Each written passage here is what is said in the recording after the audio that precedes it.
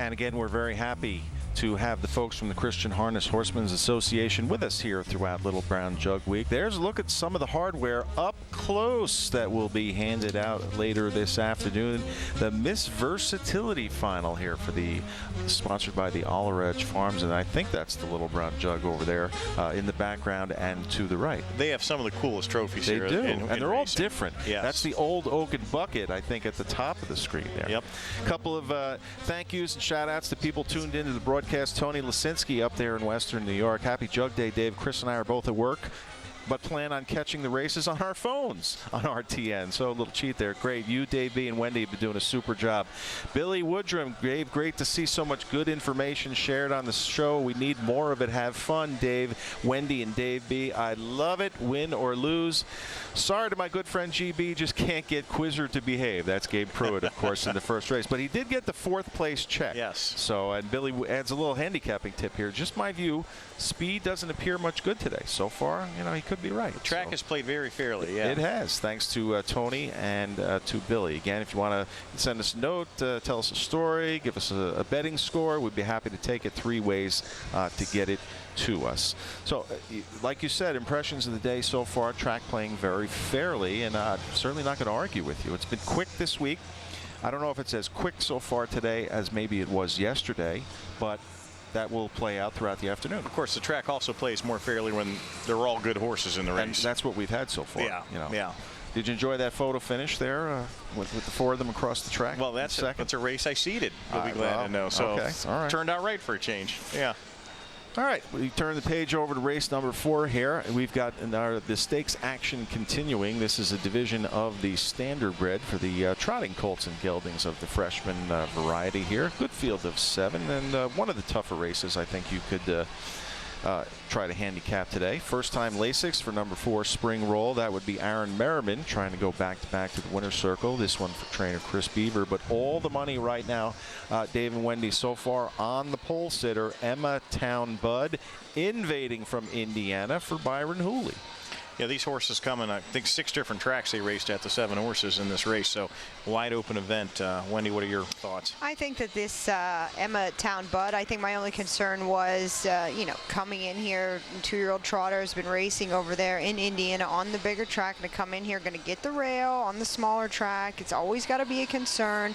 But, I mean, I think if he does show that breakthrough 4 or 5 starts ago, but at the end of the mile, if it happens, if he gets out of there and he's clean, I think he's the one to beat. All right, listen, one of the great ladies in our sport of harness racing is going to be mic'd up and ready for us. First, though, first things first, priorities. The Wiz, who does he like in race 4? Race number 4 for Miami Valley Gaming, I-75 exit 29 in Monroe, Ohio.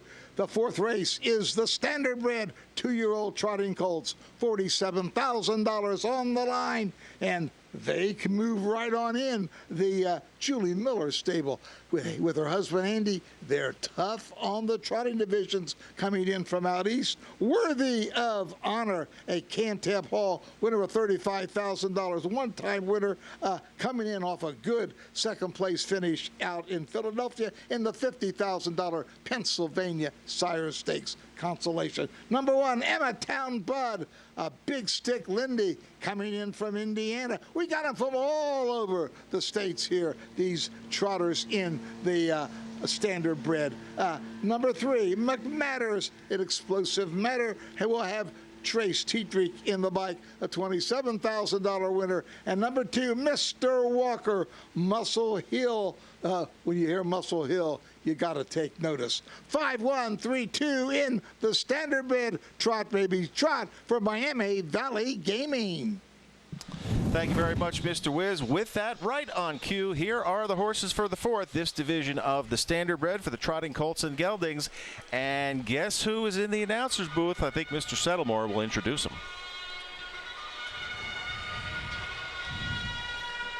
Ladies and gentlemen, in his 53rd year as the voice of the Delaware County Fair, here's Hall of Famer Roger Houston. Horses are on the track, bringing the post. To the Gelding Company Standardbred 2-year-old colt and gelding trot, $47,100. These are the horses. Number 1, Emmatown Bud. Summit Racing Stable, Fort Wayne, Indiana. Brian Hooley, the trainer. Ronnie Wren Jr., the 1, Emmatown Bud. Number 2 is Mr. Walker. Consus Racing Stable, Vero Beach, Florida. Jonas Sorensen trains. Yannick Gingras drives the 2, Mr. Walker. Number 3, McMatters. Denise Dennis and Francis Wilson of Indianapolis, Indiana, and Tyner, Kentucky. Jeff Edwards trained. Trace Tetrick, the 3, McMatters. Number 4 is Spring Roll. Bill Maines, Chris Beaver, and Robert McInerney. Chris Beaver trains. Aaron Merriman, the 4, Spring Roll. Number 5, Worthy of Honor. Andy Miller Stable. J.A. Gerlin. L.A. Willinger. Julie Miller trains. Andy Miller, the driver of the 5, Worthy of Honor. Number 6, Move Out of My Way, K. Robert Key of Leechburg. Norm Parker trains. Mike Wilder, the 6, Move Out of My Way, K. And number 7, Altus Hanover. Joseph Hess of New Milford, New Jersey. Benny Eggers, the trainer. David Miller in the sulky. Win, play, show. Perfecta, trifecta, superfecta wagering. Don't be shut out. Wager now. Thank you very much, Roger. Purse of $47,100 going to the gate soon for the division of the Standardbred. But you heard me give the tease there. One of the great ladies in harness racing is ready for us in the back paddock. It is Michelle Crawford of the Crawford Farms. She and her husband Al operate that great facility in Western New York. Michelle, we know you love coming to the Jug. How many have you been to in a row? I think this is our third. We might have skipped a year. I think we skipped a year, but maybe 2 in a row, 3 total. Now, we know you always bring a horse or 2 to enter for the Jug, and we'll get to that in just a second with those 2 nice New York breds, Shake That House and American Mercury here. But first, please give us an update on the stable star. You're a co-owner of Hambletonian Champion Atlanta. She has come back as good as ever. She's special. You know, she is getting ready for the international trot, and haven't spoken to Ronnie in the last few days, but I know that they're doing everything to make sure she's ready to face that crew. Well, that's kind of no news is good news most of the time Exactly. when it comes to Ronnie. So you don't ever want to see his no, name I don't like it when he calls me on the caller ID. Exactly. Listen, Little Brown Jug Traditions, you like it so much, you were a part of it as well. What's your favorite thing to do over the course of today? Over the course, it's sit in the jug barn. It's what you dream about. You get nervous, though, don't you? You know, I'm not nervous today. I don't know why. I feel pretty good about the boys, and they look really good, and they're ready for it. And I think the nerves will start, you know, when we get closer to the race. All right, let's get down to business then. Mr. Bianconi's got a couple of questions for you. Sure. Hey, Michelle, just first off, Shake That House. I mean, it is just kind of odd. He's coming in off the line where it says failure to honor. What happened in the New York Sire Stakes final last Saturday? Well, his truck failed to honor. Oh, boy. But you know what? There was good backup. I wasn't upset. You know, the only reason that we didn't enter him here first is I think we're just really looking to not put him through the double heats to protect him a little bit. And I thought it would be an easier field for him to go to the Sire Stakes final. But when that didn't happen, I didn't shed too many tears because I knew there was backup. And, you know, coming in with, you know, 2 of them would be a little bit, you know, fun. I cut Chris's cords of his car there, so that would happen. You did? I didn't tell you that. Did you? Oh, yeah. So you Well, were. it's not fun when I have a heart attack like that, so don't do that again. You were hoping to race that night and then again on today. Yes. All right. Wait, I have a question for Michelle. Sure, go. So, Michelle, tell us a little bit of the quick, funny story why you're usually on this side of the broadcast, but you didn't get it this year. They were over there. Oh, no, I have a picture. I took a picture of it, and the problem was I think it was on my husband's phone, and he was bidding. And Okay. by the time he stopped talking, it was closed. So I tried, but it seemed like the bidding was really, really good for everybody at New Vocations yesterday, so it's a good thing. Yes, it's just. But I did try. She's always wants to be on this broadcast, but I think Billy Rhodes won it. I agree, or I don't know. Somebody else won If it's it. Who between knows? her and Billy Rhodes, I'll kick in a few hundred. Who yeah. knows? And that's big for Who's being coming? But they wanted to. Somebody else wanted to win it, but that's okay. We got her on That's here good. anyway. You got to spread the wealth with you guys. You know, it's tough to be you. Everyone wants to be in your chairs. Wow, imagine that. Maybe we can use that for future There you go. reference. Listen, your other jug entrant, you know I've fallen in love with American Mercury How can so you far not? this year. Listen, since he's been gelded, that's the greatest decision that you and Chris Oakes, trainer, made. He's blossomed into a real nice colt. He's earned his way for this spot. I just hate the post, but I really want to be able to tell the Tyler Buter story, his first drives here in Delaware. His first drive, yes. And, you know, I think that Tyler has done such a fabulous job with him, and we're excited that he's on him today. And I think he can overcome the post position. I'm hoping he can, but I never want to get too confident on a half mile around here. No. And I'll forgive you for scratching from the Milstein if you Okay. come back and race well here. Okay, thank you. All right, Michelle, we're going to wish you lots of good luck. Thank We you. know you and Al are going to have fun prancing around the fairgrounds today. Good luck a little bit later on, and thanks so very much for taking a moment to chat with Thanks us. for having us as always. Bye, Michelle. Bye, guys. Michelle Crawford from the Crawford Farms here. Race number 4, more stakes action here from Delaware County Fair. It never ends. Roger Houston takes over the mic for the standardbred trotting colts and geldings. Standardbred, 2-year-old Colton Gelding trotters. In behind the Mike Wupkenberg starting gate on the upper turn. The gate swings into the stretch, and here they come.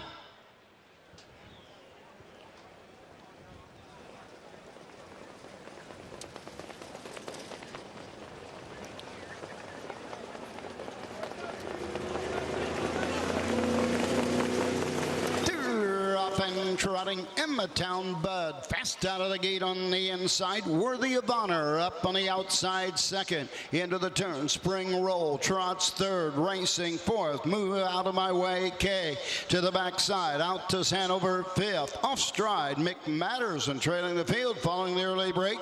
Mr. Walker. 5 in contention. Down the backside. Go on to the first quarter mark. Andy Miller and Worthy of Honor take them over to the quarter in 28-2. He into the turn second. Emmatown Bud racing third as they race around the turn. Going to the 3/8 mark. It's Spring Roll. Fourth is Move Out of My Way K. Racing fifth. Out to Hanover. Straight alignment at the 3/8. Into the lane first time. Worthy of Honor shows the way by a length and a half. Emmatown Bud right there second. Spring Roll trots third. Move Out of My Way K fourth. Halfway home in 58 as they race into the turn. 29-3, second panel. Racing fifth. Out to Hanover as they race to the backside in the 5/8 mark. Mr. Walker is sixth. Moving seventh is trailing the field. McMatters down the backside, pulling the pocket and going off stride. Emmatown Bud. We're down to 4. Going to the 3/4 mark. Worthy of Honor opens up 3/4 in 1:27. Backside in 29. And here comes Mike Wilder. Move Out of My Way K. Now third, now second, and closing with every stride. Out is Hanover and David Miller. 3 wide off the turn. Into the stretch they come. Worthy of Honor with the lead on the outside. Move Out of My Way K. It's Worthy of Honor. Move Out of My Way K. Out is Hanover. Spring Roll. 1:56 4/5. You know, Dave, we had this happen a couple of times yesterday where one of the big favorites picked a wrong time to make an untimely miscue, and that was the case for Emmatown Bud, but it certainly worked out for Worthy of Honor. This is always a big day for Andy and Julie Miller. They've had stakes wins in this event before. Let's pick it up at the start. A couple of levers there into Ronnie Wren Jr. for Emmatown Bud, including Andy Miller with Worthy of Honor, and they're going to sort things out through the first turn. 2 and the 3 broke early, and then the 1 broke later in the mile. Kind of a war of attrition won there by Worthy of Honor. Had to hold off a couple of challenges though from long shots. Move Out of My Way K and Altus Hanover. But eventually went coast to coast for the win. There goes Emmatown Bud making his move, but unfortunately, boy, X's, just went to run it. And I'm going to hate to ask this question because Ronnie Wren Jr. is going to be our next interview guest. We'll have to get a little more insight from him. But nice move here from my pick. Big long shot Move Out of My Way K for Norm Parker and Mike Wilder. I thought for a second there that I was going to have a $34 winner here at Delaware. Yeah, that kind of ganged up on the 5 on the turn, but then Andy's horse kicked away in the lane to win it. Far outside. There's Benny Eggers for my man Joe Hess back in New Jersey. Altus Hanover, who was a huge long shot as well. He's going to pick up show dough 5, 6, 7, and way back to spring roll number 4 in 4th. Final time 156 and 4. Nowhere near the stakes record, but still a win is a win. They won the Standardbred last year, Andy and Julie Miller with Prospect Hill, and they take it this year with Worthy of Honor. This time, heading to the Sugar Valley Farms Winner's Circle, the home of creatine. Number 5, Worthy of Honor. Andy Miller Stable, Millstone Township, New Jersey. J.A. Golan of Aurora, Illinois. L.A. Willinger of Louisville, Kentucky. Julie Miller, the winning trainer. Andy Miller in the sulky. 2-year-old colt, Bacantab Hall out of Honorable Daughter. Home a winner, equaling the lifetime mark with the effort of 156 4/5. 5, 6, 7, 4. It's official. And the caretaker for the 5, Worthy of Honor, the winner of the Standardbred 2-year-old colt in gelding trot, Giovanni. Top down. This race trophy by Together and Company, and in the winner's circle to make the trophy presentation on behalf of Together and Company to the Standardbred winner, John Petra. It is official. The Andy and Julie Miller trained Worthy of Honor number 5 gets back 660, 420, and 320. Move Out of My Way K 1180 and 840. Altus Hanover 460. Your Perfecta 3650. The Try $270.15. Your 50-cent Super $1,303.60. So some nice mutuals all around. We do have the top-down official order of finish, and for that we go to Roger. Cents in the 50-cent Super, 5, 6, 7, 4, $1,303.60. Results are official. 4th race. Number 1, Emmatown Bud, 5. Number 2, Mr. Walker, 6. Number 3, McMatters, 7. Number 4, Spring Roll, 4. The 5, Worthy of Honor, the winner. Number 6, Move Out of My Way K, 2. Number 7, Altus Hanover, 3. Top down, 5, 6, 7, 4, 1, 2, 3 on the bottom. The mile, 156 4/5. Now to the winner's circle. Well, we won't go to the winner's circle. Post time for the upcoming 5th race. A field of 7. Win, Play, Show. Perfecta, Trifecta, Superfecta wagering. No changes. Don't be shut out. Wager now. Ladies and gentlemen, please visit Bow River Jewelry, the leading designer of fine horse racing jewelry. New this year, view 20 unique designs that you will cherish for years to come. Bow River Jewelry has 3 locations here at the fairgrounds, under the grandstand, in front of Barn 25, and in the VIP tent. Bow River Jewelry, original design with quality that you can trust. And we definitely encourage you to visit the Bow River Jewelry stands here throughout the fairgrounds. Lots of good stuff and lots of new things, too. That's the key that they wanted us to talk about. Well, we've got 4 races in the book so far this afternoon at the Delaware County Fair. There's some of the rides you can get.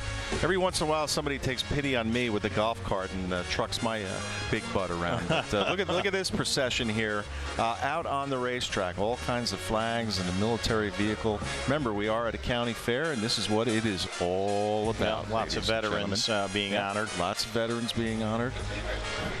Look at the caravan behind that too. Always nice to get a little ride. We were in the winner's circle, Andy Miller and I, and then we got the old. No. Okay, we got, now I know why. Now we get it. Every once in a while, there's a late scratch. It just happens. It's part of the game. But look at this. This is something. Yeah. Look at that. Well, we got a chance to catch a couple of questions in here, too. First is a question that I don't have the answer to, so we'll throw it out there to somebody who might. It's from Greg Warren. It doesn't appear muddy at Delaware. Why was Aaron Merriman allowed to race with a mud apron on his bike? Well, I didn't see that, and I don't know the answer. Neither does Dave. So if Aaron always uses an apron. Okay. Yes. And he is allowed to do that. No rules against that. No, he just does. I don't know, something with. I think I've asked him that question before. The way that doesn't like the dirt hitting him. I'm 90%. I think that's the sprinklers might have been left on a little long, but that's inside the pylons a bit. Yeah. Here's from William Crabtree on Twitter. How about this? I'm watching my first jug day, and you are all great to watch. Buying and training my first horse at the November sale, and the between races and speaker series are wonderful to see and learn from. All right, Bill, we're going to wish you lots of good luck with that purchase. You are now part of the game. John Sulame says, Dave, Wendy Ross is gorgeous. We already knew that, by the way. Kudos to you for focusing in on the racing. Great job, buddy. Looking forward to watching you all day. Dan Pergolizzi says, and this one's pointed at me. All right, here's the anthem. Oh, say, can you see by the dawn's early light what so proudly we hailed at the twilight's last gleaming, whose broad stripes and bright stars through the perilous fight o'er the ramparts we watched were so gallantly streaming, and the rocket's red glare, the bombs bursting in air, gave proof through the night that our flag was still there. Oh, say does that star-spangled banner yet wave for the land of the free and the home of the brave? Ladies and gentlemen, Steve.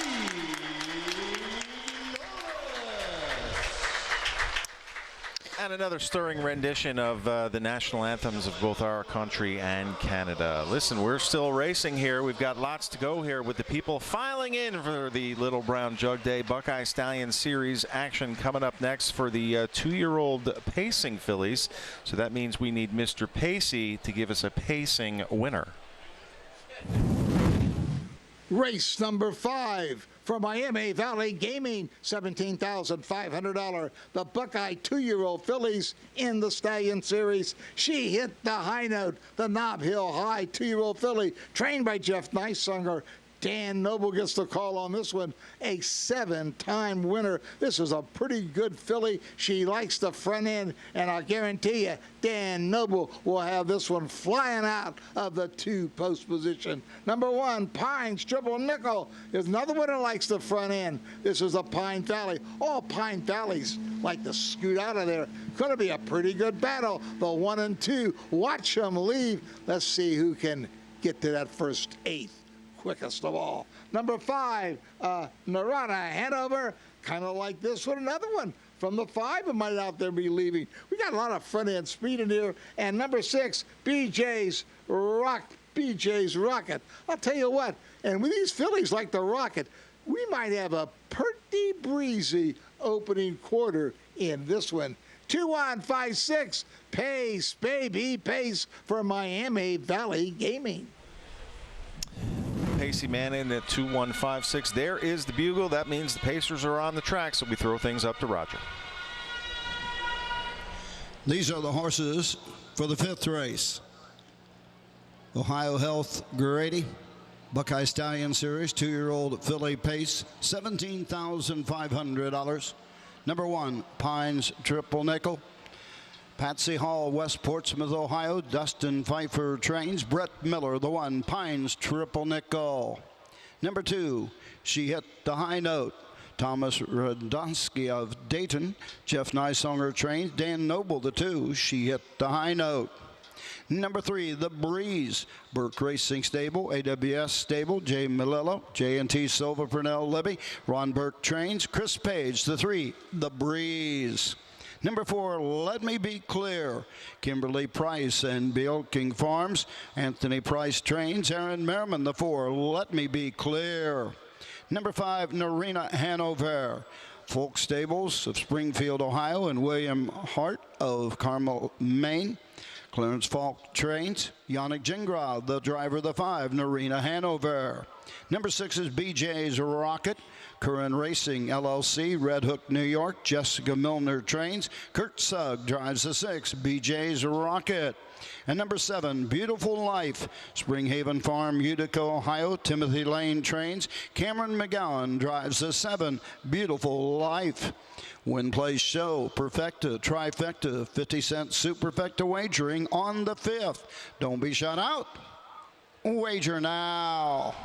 Thank you very much, Roger. Buckeye Stallion Series continues with some 2-year-old pacing fillies up next. But our next guest back in the paddock with the headset on. I don't think Jug Week will ever be the same for this guy, Dave and Wendy, because it was 1 year ago today that Ronnie Wren Jr.'s wife, Brianna, had their first child, a baby boy, Easton. Ronnie, congratulations on that again. What did we do for his first birthday? We just had a little celebration back by our camper. We got him a cake, and some of the guys around here got him some toys, so it was a nice first birthday for him. How's that going so far for you? How's parenthood? Yeah, my life's totally changed, but I think it's for the better, and he's been a lot of fun. He's already getting so big, but me and my wife are really enjoying it.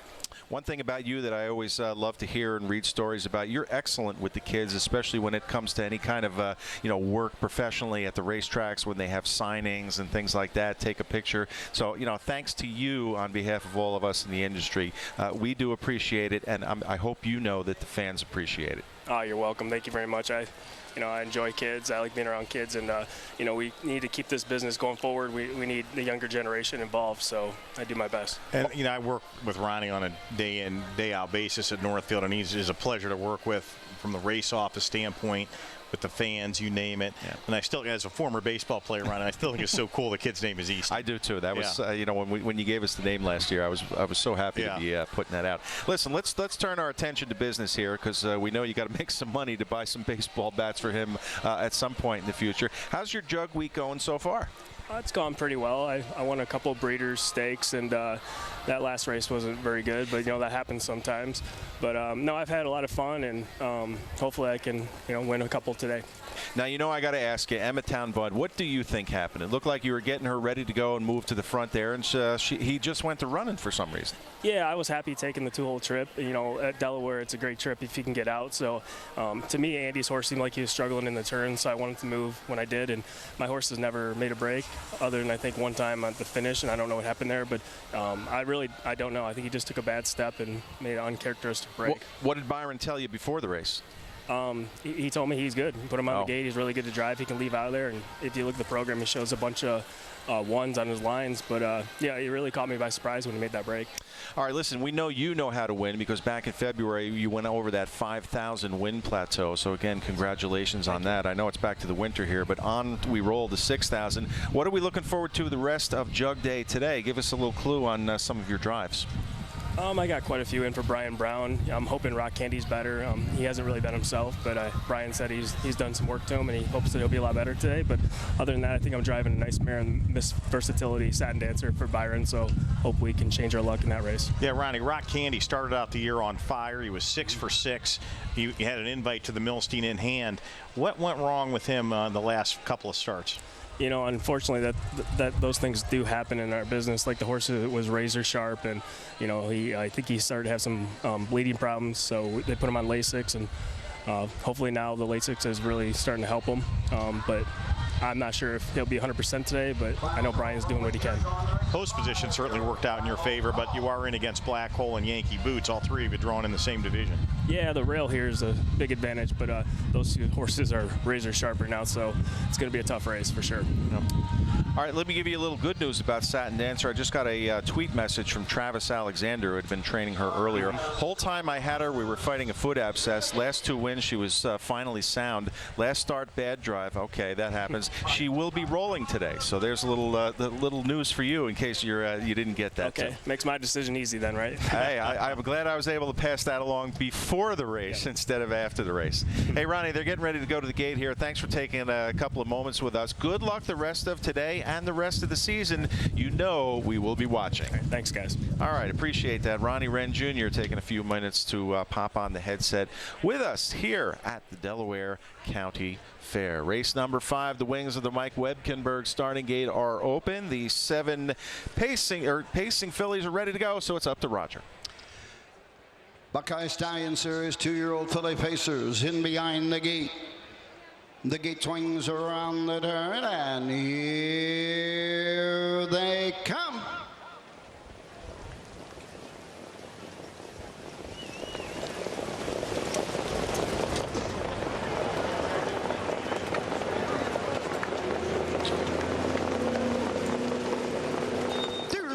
And pacing, she hit the high note, goes right to the top on the outside. Narina Hanover taking a seat as they race into the turn. The Breeze racing fourth. Pines Triple Nickel to the backside. BJ's Rocket as they race around the turn, followed by Beautiful Life and trailing the field. Let Me Be Clear. Straight alignment down the backside, going to the first quarter mark.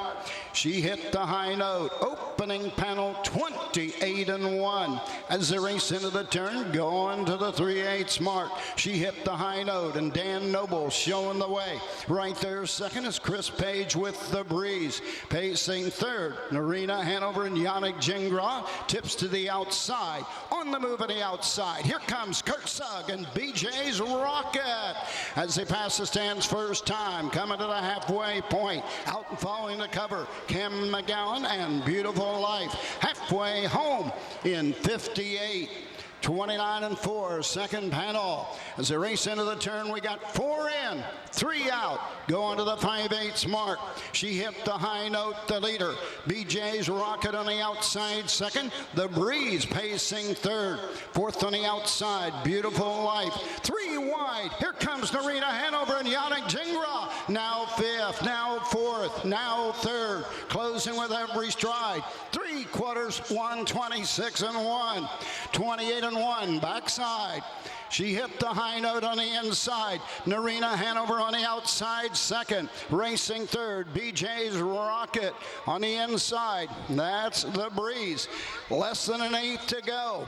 She hit the high note on the inside. Narina Hanover digs in on the outside. She hit the high note. Narina Hanover on the outside. Noses apart. Photo for win. Another great finish. Yeah, that is here two during Jug Day. Who was it? Was it the 2? Was it the 5? I think I know. I'm always wrong, but I'm thinking it's Noble right now. I am too, and I think the camera guy is right. He's got the photo on the camera on the top 2 finishers there. It looked like it was about a head apart. Good, strong finish, but what a gutsy game effort for She Hit the High Note. I talked earlier, it's been a good week for the Nysonger barn, Jeff Nysonger. There's Dan Noble firmly planted on the lead. He's got Chris Page in behind with the Breeze. He got away with a slow trip to the half, but then that was the end of the easy fractions. Here comes Kurt Sugg on a mission with BJ's Rocket. Yeah, that one came first over with the charge, kind of flattened out. Narina Hanover went 3 deep, and it is 2-5-6-1. They just put it up 2-5-6-1.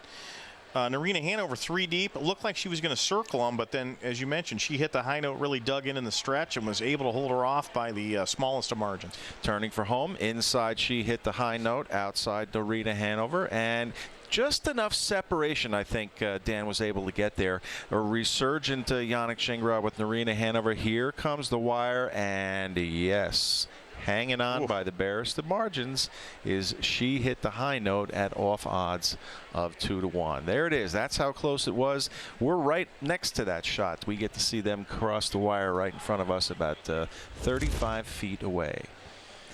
So there's Dan Noble. We talked to him yesterday. His Little Brown Jug Week is picking up a little bit of steam, and he beats the favorite here at odds of 2-1. Jeff Nysonger trains the daughter of Nob Hill for owner and breeder Tom Radominski of Dayton, Ohio. Hopefully I got that one right. Back to the winner's circle, back in front of the stands. Here's Dan Noble with She Hit the High Note. into the Sugar Valley Farms winner's circle. The home of Mr. Wiggles. Number 2, She Hit the High Note. Thomas Radadensky of Dayton, Ohio. Jeff Nysonger trains. Dan Noble picks up his 5th win this week at Delaware, Ohio. The 2-year-old filly, Benob Hill High, out of Estrellas Notice, taking a lifetime mark, 155. Final half, 57. Final quarter, 28-4. And for She Hit the High Note, the 8th win in 12 this season, and 2 in a row in Ohio. And the caretaker for the 2, She Hit the High Note, Doug Ross. In the winner's circle to make the trophy, and on behalf of Ohio Health. There's Dan Noble, and again, lots of smiles there in a very sunny winter circle. And I've been saying this all week. I love those blankets and coolers, Buckeye Stallion Series. That just looks sharp to me. I got a couple shirts and I think a cooler with that. They get a lot of tchotchkes they give away. Very nice. I'm first in line. And that's probably our man Steve Bates. And hoping to get Steve back on the broadcast today a little bit later on. I'll send him a message, and if he can hear this right now, definitely keep in touch. Prices are in here for the 5th, so let's pay everybody off. She Hit the High Note, $660, $340, $280. Narina Hanover, $260 and $240. BJ's Rocket, $4 in the show hole. Your dollar perfecta, $6.90. The 50-cent try, $15.35. And your superfecta, which just went by before we get the pick 3, 50-cent pick 3, $5.52, gets you back $17.95. Up to Roger for the order of finish. Super 2561, $57.05. Ladies and gentlemen, in front of the grandstands here in Delaware, Ohio, with the carriage, the Speaker of the House, Mr. Larry Householder. Welcome to the Delaware County Fair. Results are official. Number 1, Pines Triple Nickel, 4. Number 2, She Hit the High Note, the winner. Number 3, The Breeze, 5. Number 4, Let Me Be Clear, 7. Number 5, Narina Hanover, 2. Number 6, BJ's Rocket, 3. Number 7, Beautiful Life, 6.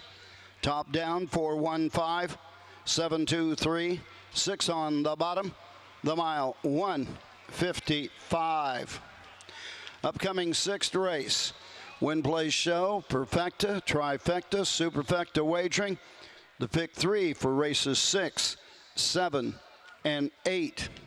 No changes in the pick 3. Don't be shut out. Wager now. All right. 5 races down. We're going to take a quick timeout, but again, a little more ambiance of what it's like to be here at the Delaware County Fair. That is a Clydesdale. Those things are big, and that's a beautiful white wagon. So nice to take a ride here around the Delaware County Fair, the fastest half-mile strip in the world. Timeout for us. Up next when we return, more Buckeye Stallion Series action and a chat with trainer Nick Zurich.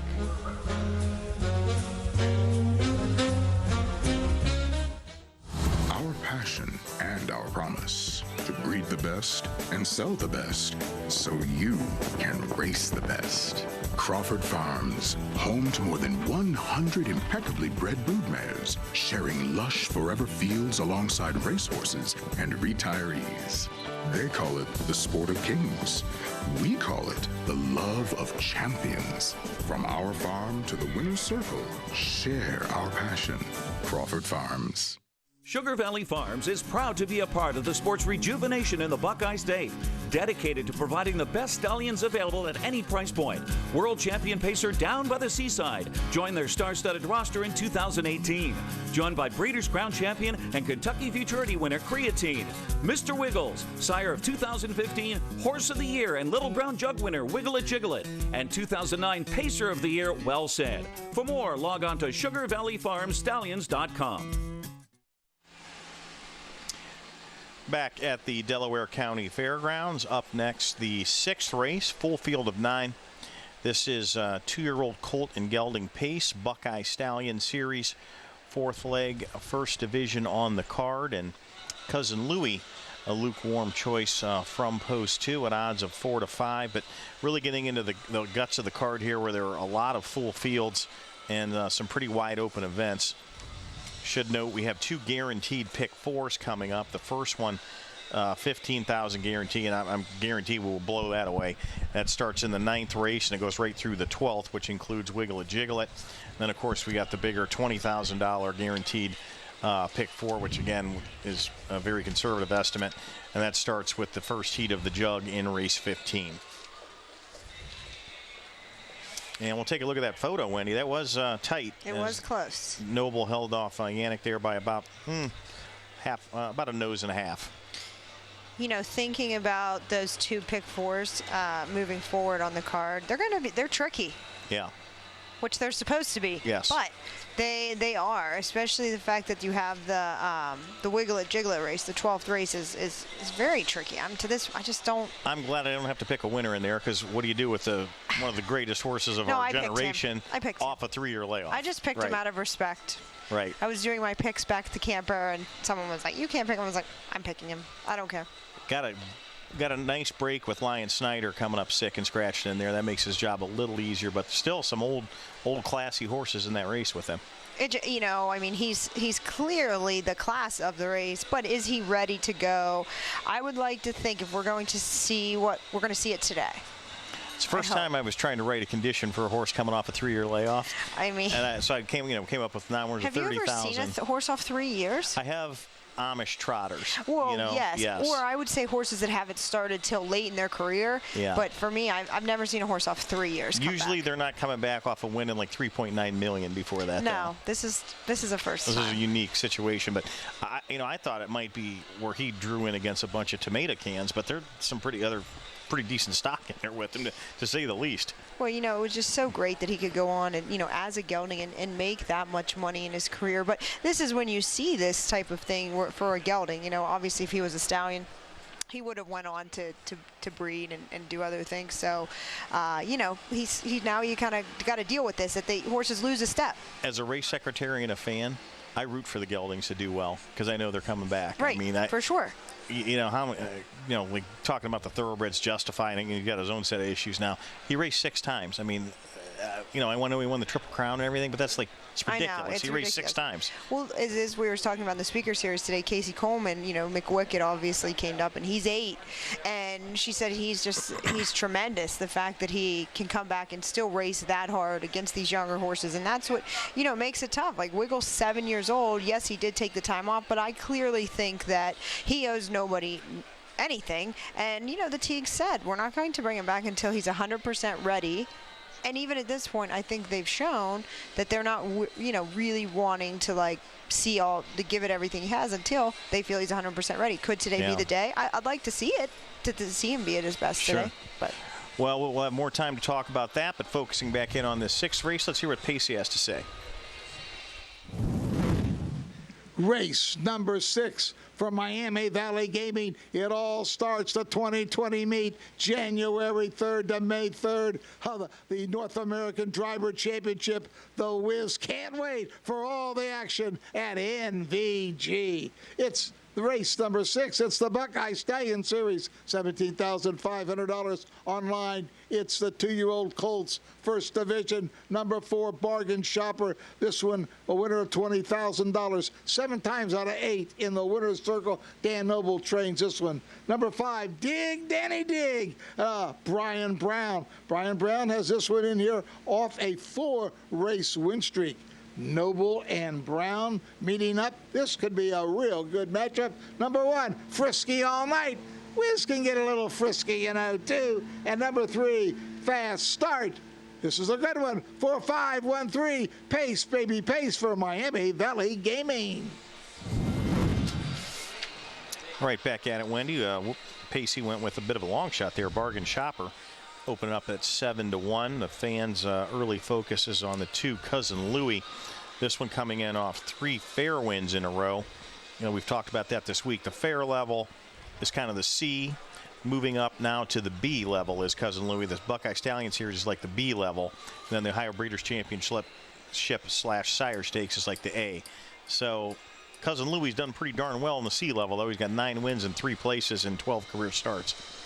I went to the one in here, Frisky All Night. Tyler Smith getting the second time steer here. Gets the rail for Jim Arlett Jr. This horse coming out of some Knowlers of 2 Company at Scioto and Dayton. So I think he's been facing a good group here. So I'd like to see how he stands up against this group. And I think the rail is a positive for sure. And Frisky All Night did win in this Buckeye Stallion Series at Urbana back on August the 6th. Horses are on the track. Pretty the post. First Commonwealth Bank Buckeye Stallion Series 2-year-old Colton Gelding pace $17,500. Number 1 Frisky All Night. Spring Mill Venture, New Albany, Ohio. Jim Arlett Jr. trained. Tyler Smith drives the 1 Frisky All Night. Number 2 is Cousin Louie. J.N. Conklin, K.W. Matlick, L.M. and K.S. Davenport. Mike Conklin trains. Chris Page drives the 2 Cousin Louie. Number 3 is Fast Start. Shirley Levin of Barrington Hills, Illinois. Jeff Smith trained. Trevor Smith, the 3 Fast Start. Number 4, Bargain Shopper. Chuck Grubbs of Georgetown, Kentucky. Dan Noble trains and drives the 4 Bargain Shopper. Number 5 is Dig Danny Dig. Jennifer Brown of Ostrander, Ohio. Brian Brown trains. Cameron McGowan drives the 5 Dig Danny Dig. Number 6 is Snow Moon. Jessica Smith, Xenia, Ohio. It's the owner trainer. Brett Miller, the 6 Snow Moon. Number 7 is Wiggle This. Dynamite Stables, New Holland, Ohio. Mark Gator Jr. trains. David Miller drives the 7 Wiggle This. Number 8, Michael. John Fitzgerald, Millersville, Ohio. John Fitzgerald trains. Yannick Gingras drives the 8, Michael. And number 9, Meadowland Boza. Tammy Hoovler, Hutchinson Harness, LLC.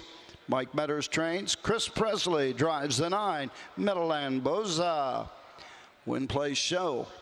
Perfecta, Trifecta, Superfecta. Pick 3 wagering. Don't be shot out. Wager now. And we go back to the paddock with a guy that's won several races this week already. It's one of the leading trainers in wins for sure every year. Nick Zurich. Nick, how you doing? Dave, what's going on? Got Wendy here as well. Already 1 win on the day. You got a horse that Chuck or whatever his name is, won twice this week. That's not a bad way to start. No, that's okay. You know, that horse, we bought him, and he seems to be okay. He won a pretty good trip today. Nick, I honestly think you're a Midwesterner at heart. You know what? I love it out here. He does. He literally comes here.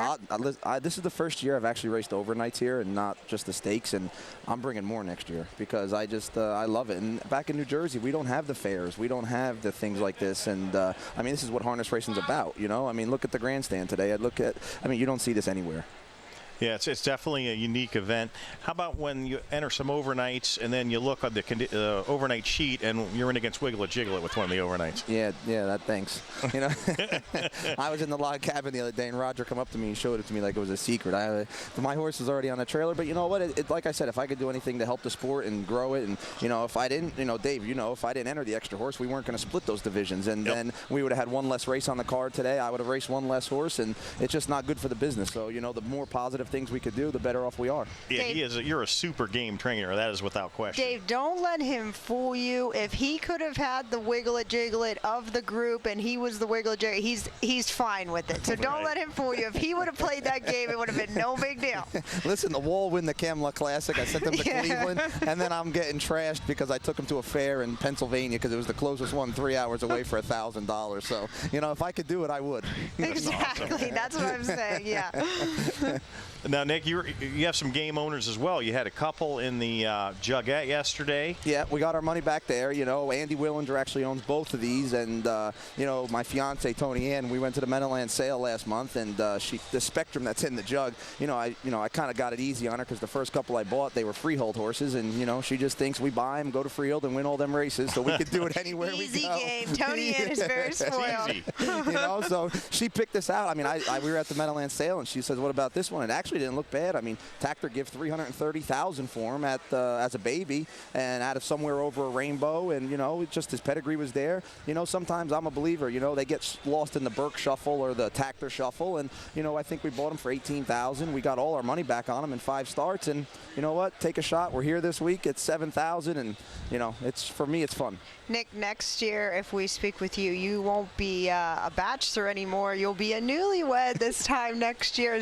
When are you getting married? In March? I think I have to save the date on our refrigerator. Yeah, I don't know how you got invited. We have to revisit. We have to revisit this invitation list. But Friday the 13th in March. I tried to, because of our business and everything, I did it before the Levy starts. When the Grand Circuit starts, so we can at least, my friends that are trainers and drivers can be there, and this way, it's everybody wants a summer wedding, but we got to do what we got to do to accommodate everybody. Well, Nick, hey, they're going to the gate. Best of luck with Spectrum. You weren't disappointed by the draw. You thought you had a decent shot in there. It was easy there. Love it. We needed a little bit better draw, but you know what? Anything can happen, and that's why you race. If we don't enter, you got no shot. Thanks again from the race secretary here at Delaware, and good luck in the jug, Nick. Thanks, guys. Pacers are out and behind the gate. The gate swings around the turn, and here they come.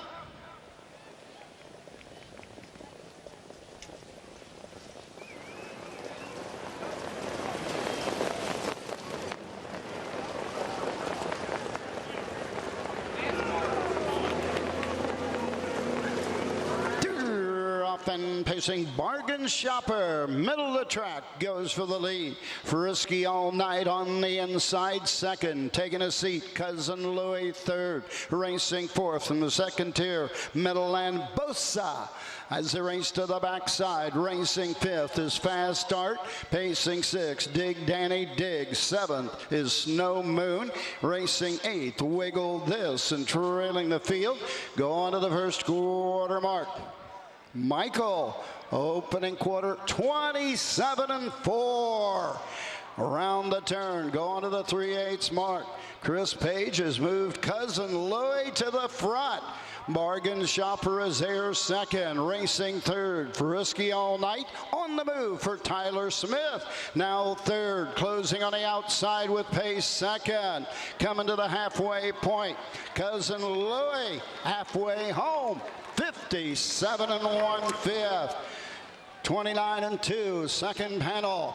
Fighting off the challenge, Cousin Louis has the lead by a length and a quarter. But once again, coming back, Frisky All Night on the outside. Bargain Shopper getting the trip on the inside. On the outside, Meadowland Bosa now fifth and ready to go 3 wide. Up the inside, it's Fast Start. Off stride, Frisky All Night. 3 quarters, 1, 25-3, 28-2 backside, and Chris Page goes to work with Cousin Louis by a half a length. On the outside, Bargain Shopper comes to the outside for Dan Noble. 1/8 of a mile to go.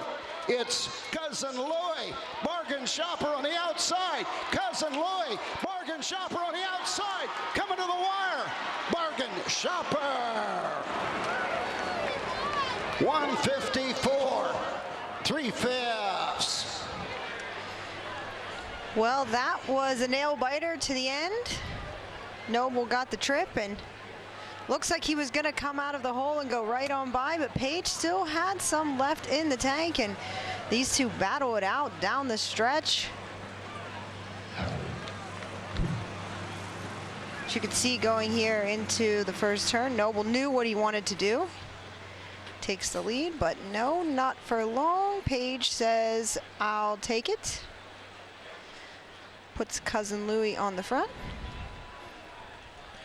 This was just a great drive, Wendy, by Dan Noble. Sometimes you got to give credit where it's due. Chris Page setting some pretty hot fractions there up front with Cousin Louis. But and look at he's even looking to go faster at this point. Dan Noble waiting. A pretty quick move from Frisky All Night and Tyler Smith for Jimmy Arledge here. But he's going to end up making a break on the back stretch, and that is going to change the complexion of this one. And this is where you see what Noble did. Noble got to the front, and he doesn't just totally release Page. He makes him work for it just a little bit, and they do set off that 27-4, and that's where he'll pay for it right here. It looks like Danny's going to come right out, but Chris is still there. But that just sometimes pushing him out past the quarter just a little bit gets him. Now, the one thing you're going to notice Right for at the Chris wire. Page here, his horse is going to crank his head over to the left. That's going to cause him to, not really go as straight. And I think that's the difference in the photo finish here. Dan Noble able to get by with Bargain Shopper. He trains this one for Chuck Grubbs. Chuck, one of the great horse players down he's in Kentucky. one of the top handicappers in the game. Absolutely. Yeah. And he's, got a couple of horses. See, there's Chris Page's horse, Cousin Louie. He's almost looking at us and the camera. So, again, sometimes it comes down to those last few yards. We've had some great finishes so far today. Here's another. And here's Dan Noble back to the winner's circle with the one he trains, Bargain Shopper. Into the Sugar Valley Farms winner's circle. The home of Well Said. Number 4, Bargain Shopper. Chuck Grubbs, Georgetown, Kentucky. Dan Noble, second this afternoon, the 6th this week. The 2-year-old gelding by Big Bad John out of one stop. 154 3/5. Lifetime mark. Final half 57-2. Final quarter in 29. If you haven't noticed, Big Bad John, first and second in the battle between Bargain Shopper and Cousin Louie. And the caretaker for the 4, Bargain Shopper, Christy Noble. I like how they're all wearing those OHHA sunglasses. I didn't even notice that. That's part of the swag Yes. that our man Steve Bateson has been giving out around the fairgrounds. They're nice, though. I told him to stop by the set a little later. Do you think maybe he'll bring us a little I'm something? firing off a text right now that we need some OHHA sunglasses. Yeah, Come on. Get it done. The Wizard's got his own special sunglasses. Why shouldn't we? That was a whiz pick, by the way. Was it really? Yes. That's an excellent pick there. Nice price, too. Guess what? I had that one, too. It might be the one and only winner the Wiz and I have ever picked in the history of Delaware. But prices are in, and we didn't get a whole lot. We got $580, $340, and $280 on Bargain Shopper. Cousin Louie, $380, $280. Dig, Danny Dig, $4. Your Perfecta, $950. 50-cent try, $21.80, and the 50-cent super, $80. And 95 cents. Roger has the rundown, so he will take it away. Results are official. Number 1, Frisky All Night, 9. The 2, Cousin Louie, 2. Number 3, Fast Start, 4. Number 4, Bargain Shopper, the winner. Number 5, Dig Danny Dig, 3. Number 6, Snow Moon, 5. Number 7, Wiggle This, 6. Number 8, Michael, 7. Number 9, Meadowland Bossa, 8. Top down, 9, 2, 4. 1, 3, 5, 6, 7, 8 on the bottom. The mile, 154 3/5. Post time, upcoming 7th. Win Plays Show. Perfecta, Trifecta, Superfecta Wagering, Field of 8. Don't be shut out. Wager now. Thank you very much, Roger. 6 in the books here when we return. Race 7 coming up next here in Ohio Breeders' Championship. And before they start the race, guess who we're going to talk to? The man who brought Wiggle It Jiggle It here today. So Nice. you will not want to miss that. Stay with us here at Delaware County Fair, Little Brown Jug Day. Right back after this.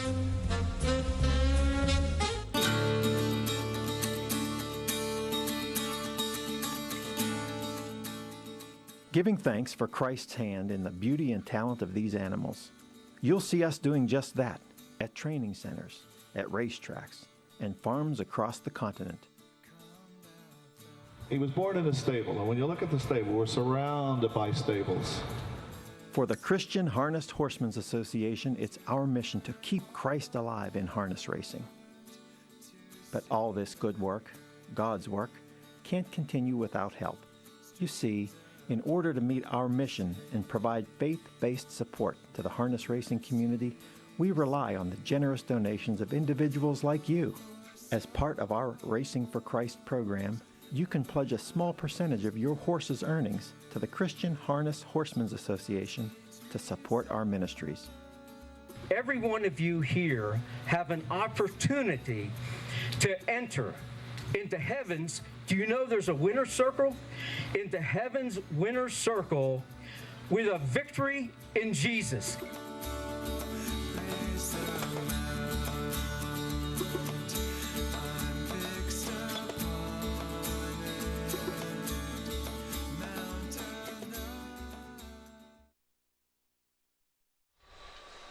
Appreciate having the folks from the Christian Harness Horsemen's Association with us throughout the week here in Delaware, Ohio. Checking out little Facebook guys. Sally Bolin missing the jug this year. Shame on you, Sally. Painting, but watching you guys, you all make painting easier. If you get my brother on for the interview, tell him I said hi. That's Norm Parker. I don't know if we're going to be able to interview him today, but he's pretty busy. He's got a bunch in today, but he did celebrate a win yesterday. So and Norm was pretty bummed that Wild Wild Western didn't come out of the Pennsylvania Sire Stakes grade. He was 100% going to enter the jug. Yeah, he said he got a little sick, and unfortunately timing is everything, and that includes racing as well. Little look around the fairgrounds as well. On the fence, some of the most popular places to be. Lots of tents up there. Look at all of the people, you two. Definitely a nice big crowd today. Roger Houston gave us the heads up on that. Lots of people enjoying some food and beverages, a little walk around the fairgrounds, hopefully some shopping, maybe a trip over to the fair side for some food or a ride as well. You got to experience the total part of it when you come here to the Delaware County Fair. 9 minutes to post coming up here for race number 7. This is an Ohio Breeders' Championship for the 2-year-old pacing colts and geldings. There were 2 divisions. This one going for $64,200. And Dave, what do I see here? I see a wide open betting board at the moment. Yeah, and sometimes it works out and sometimes it doesn't. Obviously, these races are randomly split. I don't seed stakes races. You're not allowed to. But this is definitely the weaker of the 2 divisions. Now, there's some darn good horses in here, but there are murderers in the other division. Yeah, we'll get to that. Yeah, we'll get to that a little bit later on. But this opens, it's in a wide open field here, though. Purses are the same, though. So, if you were lucky enough to be in this one, you probably have a much better chance. Yeah. Number 3, Mr. D's Rock will add Lasix for the first time for trainer Steve Carter. 3 wins from 11 starts for the gelded son of Pet Rock. We heard Pacey talking up one of his favorite pacing sires, being Pet Rock here in Ohio. He got the rail in the Super Night final there, and he basically was just keeping up, right? Yeah. I mean, Elver Hanover and the other horse slips my mind. Ocean Rock are really, really good, and they were just ahead of the class this year. But there's some good ones here, and that's a lot of times can change from 2 to 3 too, as you guys well know. The best 2-year-olds don't always come back to be the best 3-year-olds. A lot happens maturity-wise over this winter. Yeah, there's no guarantee, and we've had many cases go both one way and the other way. We've seen horses that go for their freshman season suddenly grow up. Maybe even American Mercury, a good example of that a little bit later on in the jug. Once they gelded him, Chris Oakes is on record as saying he completely turned around. He got a little more focused and was able to do his job. And correct me if I'm wrong, Jiglet didn't race much as a 2-year-old either, did it? We can ask Montrell that. Yeah, I don't think he did. Yeah, because he'll be our next special guest, mic'd up with the headset in the back paddock. We'll bring you that after the post parade here for race number 7. There's a look at the picks for the 3 of us, including Roger Houston. 2-854, 5471, and 5413. You want to do Pacey now? Let's do it. Let's do it. Race number 7 for Miami Valley Gaming. It's the Ohio Breeders, $64,000. You know what these horses race for in Ohio? This is a state you want to be in. And we got a couple more sales left with Ohio Breds. If you're out of state or in state, get an Ohio Bred, and you'll get to be talked about by the Wizard. This one, number 4, Opportune Hanover. Dragon again, 2-year-old Ron Burke trains this one. I'm going to give this one a shot. This is kind of a wide open race. Number 7, I want to tap a Pet Rock. This one has Ronnie Wren. Brian Brown trains this one. This is a win off the last start in 56-3 at Northfield. Number 5 in here, Can Be Perfect. Tim Lane trains. Tim Lane trains. Been sending out a lot of winners this year. And number 3, Mr. D's Rock. Good wide open race. 4753 for MVG Pace. Baby Pace. Go ahead, Dave. Got another shout out. The entire sport is watching, many of them from golf courses across America. Really? Got Brad Irvine and Kevin Wallace on the golf course Okay. watching on their phone. Hide the women and children if you're anywhere near that golf course. Had Brad's little brother, Justin, on the interview yesterday. Yeah, I got to see him after the races. He was thrilled with that. Good experience for him. Hey, did you know that there is a brand new Little Brown Jug Facebook page started by Chris Tully? He's actually got an interview right now up there, an icon of the jug, Ray France, also known as the Chicken Man. I'll leave you with that. Like the Little Brown Jug on Facebook. Race 7, Ohio Breeders' Championship horse is on the track. Colt and Gelding pace, $64,200. Number 1, One Rock, Parent Racing Stable. Jason Ash, Scott Cox trains. Brett Miller, the One Rock. Number 2, Epic Ace, CL Polhamus, MS Newberry, PJ Horvath, Mike Polhamus trains. Tony Hall, the 2, Epic Ace. Number 3, Mr. D's Rock, owned by Carter, Carter, SCP Stable. Steve Carter trains. Aaron Merriman, the 3, Mr. D's Rock. Number 4, Opportune Hanover, Burke Racing Stable. Weaver Buscemi, J&T Silva, Purnell Libby. Ron Burke trains. Chris Page, the 4, Opportune Hanover. Number 5, Can Be Perfect, James Stamball and Timothy Lane. Timothy Lane trains. Tyler Smith, the 5, Can Be Perfect. Number 6 is Big Beretta, Hired Gun Racing Stable. B.R. Larrick, A.M. Jacobs, Brett Schwartz trains. Dan Noble, the 6, Big Beretta. Number 7, I So Wanna Be a Pet Rock, Country Club Acres, AWS Stable. Kay Robinson, D. Hollis, Brian Brown trains. The 7, Ronnie Wren Jr. drives. I So Want a Pet Rock. And number 8, Rockin' in the After Party, Ivy Holdings, Apple Creek, Ohio. Dan Ader trains. David Miller drives the 8, Rockin' the After Party. Win, Play, Show, Perfecta, Trifecta, Supervecta Wagering. Don't be shut out. Wager now. I think we better get Roger a little bit of water up there. His voice is starting to go. It's a long week here, of course, at the Jug, but we know he will make it through, as will us.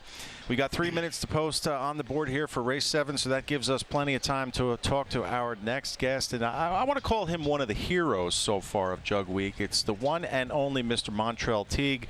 He is the man, I believe, responsible for bringing Wiggle It Jiggle It back to the scene of his greatest triumph.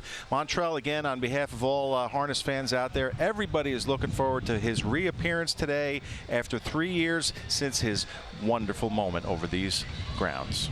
As am I. What are we going to get from Wiggle It Jiggle It today? That's the big question. Whether it be from the for the fans, for the handicappers, you qualified him enough times here. You think he's ready to go the kind of mile he's going to have to today? Yeah, as much heart he has. I mean, you throw him in anywhere, he's going to perform to his best ability. I think he should be all right. How did this process take place? I know Bianconi will chime in after this. He was part of it. He was able to keep the secret here. But what was the first you heard of the possibility of bringing him back here on this special day? I actually got a call from Roger, and he was asking, like, how has he been qualifying? Is he ready? Because we would love to have him back at the Jug. And I immediately called Dad, and he said it's definitely a possibility because he had 4 qualifiers already and get a start somewhere. So you and Dad went back and forth over this. Who had the final say? Oh, you know Dad does. Yes, I know that. I'm But I wanted you to say that. And listen, we heard this morning that he's a little bit under the weather here, so we want to send out a couple of well wishes and feel better back to him because we know he's listening. Oh, yeah, he definitely is. But he might be listening in between barn work. Hey, Montrell, it's Bianconi. Just want to say thanks again for coming out. And also, can we dispel one ridiculous rumor that a couple people have asked me? How much did I and the Jug pay you guys as an appearance fee to come today? Oh, you told me not to tell anybody. He threw you under the bus there. Yeah, that's all right. In fact, they have to pay an entry fee even to be in the overnight race. That's the way it works. There you go. You could have taken this horse anywhere, obviously. He's one of the most iconic and revered horses that's been in the harness racing business over the past several years here. So, when you pulled in the stable gate the other day, with the truck and trailer and everything else, did some of the memories just come flooding back? Yeah, definitely. I mean, right when you pull in here, you're hoping that you get a chance to race into the Lord Brown Jug, but to come back with him and come back where all the fans are going to be looking for him, and it's just way better. All right, it's going to be a pretty special moment when he steps onto the track for race 12, and we're going to have a little bit of a surprise for you and the rest of the fans here at the fairgrounds. We might be showing a little replay from, say, several years ago, so you'll be able to hear that when you're out on the track for sure. That'll be fun, right? That would definitely be fun. All right, now I would be remiss in my job if I didn't ask you for a little bit of an update on Lather Up. When are we going to get the chance to see him race again? I'm not sure. I haven't been keeping in touch with Dad and Clyde, but I know they do the schedule, so wherever he goes, I'm going to go, but I haven't had any updates yet. How good did you have him there at the beginning of the summer and well into the summer, especially on Hamiltonian Day? He's an amazing horse. I mean, I'd be remiss if I said he was the best one I did, because Wiggles is here now. I can't really speak on that, but you can love them both. Yeah, okay. I love them both. I'll say they're equal. All right, listen. Thanks so much, Montreal, for taking a moment again. Enjoy stepping back out onto the track with your drug champion. We'll get some goosebumps going for you. I guarantee you that a little bit later on. Thank you, sir. Yeah, thank you. All right, Roger Houston with race 7, the Ohio Breeders' Championship for the 2-year-old Casing Colts.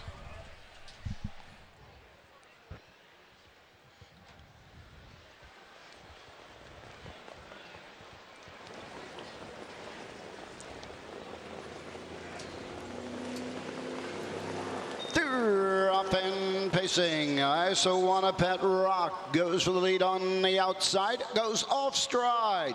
On the outside, rocking in the after party, 3 wide, now third, now moving up on the outside between horses, Mr. D's Rock. On the inside, Epic Ace. Down the backside, they're 3 wide, going to the first quarter mark.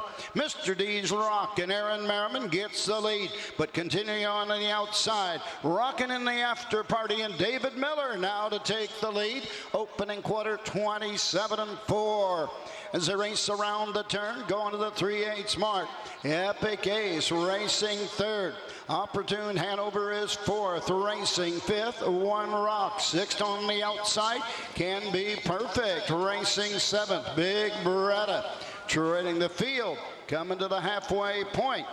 So Want a Pet Rock at the half, 57 flat. Into the turn, 29-1, second panel with a rush on the outside. As they race to the backside, Opportune Hanover and Chris Page. David Miller's not finished yet.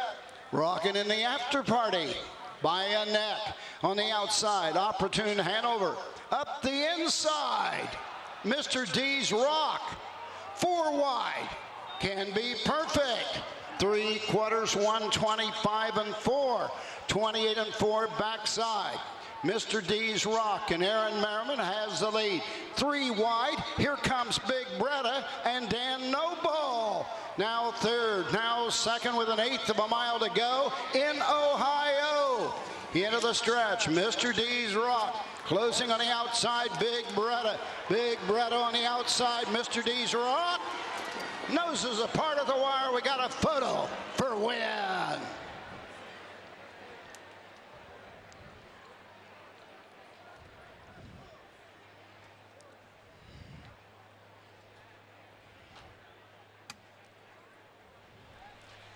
And we had a photo for win. We're also going to have an inquiry, Dave. That was a little bit of a mayhem situation. We have no idea what was going on amongst those 2 leaders at that point. We're going to definitely get to the replays here. Going to have to look at them a couple times to try and figure out what was going on between Chris Page and David Miller. So you said they may have locked wheels. We're speculating, as I like to say. It's very hard to tell. There's Aaron Merriman and Dan Noble talking about it.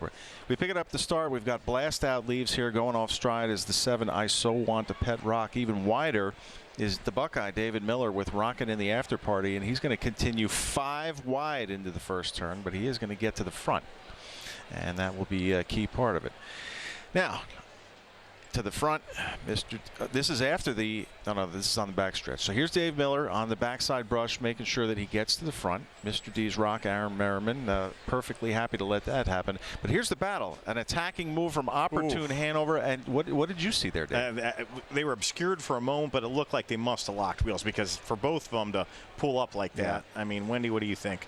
I think so, but I'm going to run out and talk to Aaron, so we're going to get to the bottom of it here. Yeah. All right. Aaron Merriman was able to take advantage of that, and there he goes, slipping to the outside. There's the lock wheels. Now it's official. We can definitely say that happened.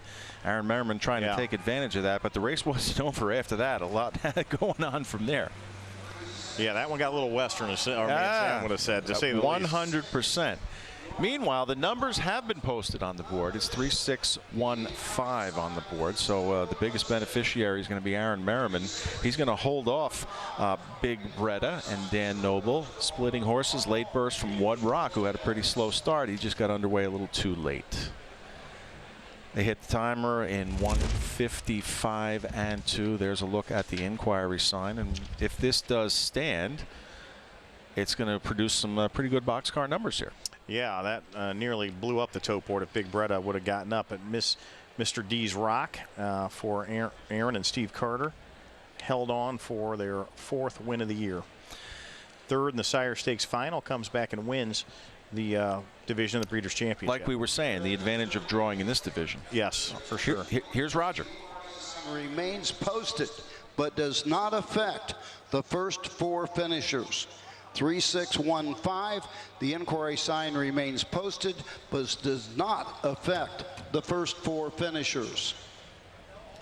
Well, that's good news if you've got tickets that say 3-6-1 or 3-6-1-5. Very good. In the meantime, back to the winner's circle, getting some congratulations from the fans. You see Aaron talking with a couple of them, a couple of the Railbirds. Back to the winner's circle, Mr. D's Rock for Steve Carter. This time going to the Sugar Valley Farms winner's circle, the home of Mr. Wiggles. Number 3, Mr. D's Rock. Over Carter, Carsey, Carter, SCP Stable, Steve Carter trains. Aaron Merriman with a driving double, his 4th this week at Delaware. 2-year-old gelding, Babette Rock at a Cotton Candy. Home a winner in 1:55 2/5, a lifetime mark. 3-6-1-5. It's official. The caretaker for the 3, Mr. D's Rock, Ben Lindsay. This trophy by post-printing, the Ohio Breeders' Champion for There's Mr. D's Rock, standing there nice and calm, which is what we always like to see there in the winner's circle, with some of the top connections as well. Bred by Mark Moser and Albert Delia Jr. of Pennsylvania. Son of Pet Rock out of the Sportsmaster mare Cotton Candy. So we promised you some big prices, so let's give you a little more information and tell you what they are. Dave, go ahead. Yeah, Mr. D's Rock paid $965 and $366. Big Bretta $1380 and $521. One Rock $920 to show. The Dollar Perfecta 3-6 paid $174.90. 50-cent Try $458.35, and the 50-cent Super $3,960.25. That's a mouthful. How come we didn't have that one? Because we never catch those kinds of tickets. Well, we don't have the rundown just yet because they're going to sort all that out. So I'd like to take this moment to acknowledge some of the award winners from earlier this week in the log cabin. Of course, this year, the Wall of Fame honoree, Hall of Fame trainer Jimmy Takter. We wish him lots of good luck going forward. We know he has to have a little bit of important surgery. Dot Morgan, this year's Lady Pace honoree with the new vocations program as well, part of that. And the Neville Memorial Award winners for 2019, 2 of the best men I've ever known, Tom White and Jerry Knappenberger. So we get a chance to talk about them later, but we wanted to get their names on the air as they so definitely deserve some recognition. Big prices there in race number 7. Little heads up on a couple of the guests coming up. Our next visit is going to be with outrider Missy Rothfuss. We're going to have Garnet Barnsdale here in the booth, but right now Wendy Ross is ready. She's in the winner's circle. second win on the card today. Now, this is only your fourth win on the week so far, Delaware. You've been taking a little bit of they've been giving you a hard time about that, right? Definitely give me a hard time about it, but you got to let everybody else win every once in a while. You know what I mean? It's winning never gets old, but I've thrown some seconds up at them, and I always say I hate seconds, but this week I'm kind of enjoying them. Mr. D's Rock here comes in off that third in the Sire Stake final up there at Northfield. He's been knocking on the door, though, throughout the Sire Stake circuit for the 2-year-old colts. Now, take us through the mile today and how you avoided a kind of a really hairy situation going at the top of the stretch. He was a little lackadaisical today. He usually leaves the gate a little bit better, but Tony had said go ahead, and I was going to kind of tuck in behind him. His horse has been sharp. There's another horse out there. Speed's really not holding, great today. The track does, it seems a little bit not as sharp as it usually is. I turned David, he's won a couple races here, so I felt pretty comfortable following him. And I'm looking up there at the backside there, and his horse starts to take himself up, and Chris's horse run in, and they got hooked up pretty bad. So immediately, thank goodness for my cat-like reflexes, I went to the inside, avoided any of the confusion, and drugged Tony with me and almost got beat, but he raced really good. Racing up there at Northfield on a consistent basis, you certainly developed those cat-like reflexes, correct? Yeah, definitely. If you race on a half a lot, you definitely have to react a little bit faster than you do on a bigger track. Let's move on to that 14th race, the Ford Custom Cam Tab. What a nice mare hair you have in the Miss Versatility final. You took over the duties up there at Tioga. She's won 2 of her last 3, comes into today off the win. How do you feel about her, and what do you think her strength is for her coming in here to the half today? I think her strength is versatility. I've watched David drive her a bunch. He's a phenomenal driver. I'm very happy to have the drive today. I went up to Tioga. Maybe they're just kind of paying me back for, taking the trip up there. But she's just a Cadillac to drive, and this is kind of her hometown. So I don't think there's going to be, I don't have to have a certain trip, I don't think. I can race probably any way I want. And with the horse in the rail, Motocon Hanover, I'm probably not going to be cutting it. So for all those watching out, you might have a slow start on the week, but you're having a heck of a day so far. So we might have to watch for Custom Cam Tab in that Miss Versatility final. Aaron, congratulations. Thank you very much. Winning driver, Aaron Merriman. Results are official. Top down. Number 1, Pet Rock, 3. Number 2, Epic Ace, 5.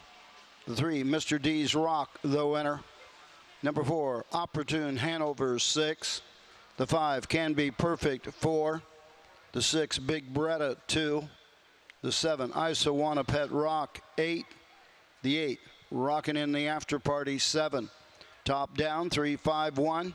6, 4, 2, 8, 7 on the bottom. The mile 155 and 2. There were no placings because the offended horse beat the offender. 8th race coming up. Win Place Show. Perfecta. Trifecta wagering. Field of 5. Don't be shut out. Wager now.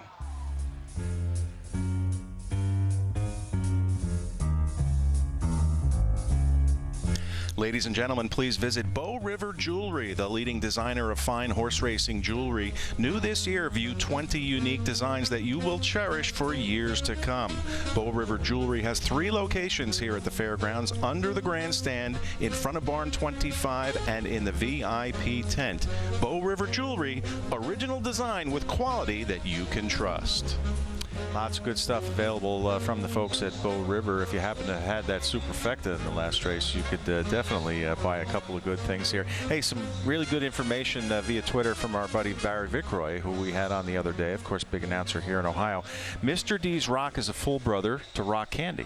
So, yes, there's some pedigree there, and obviously a good move and a good win today.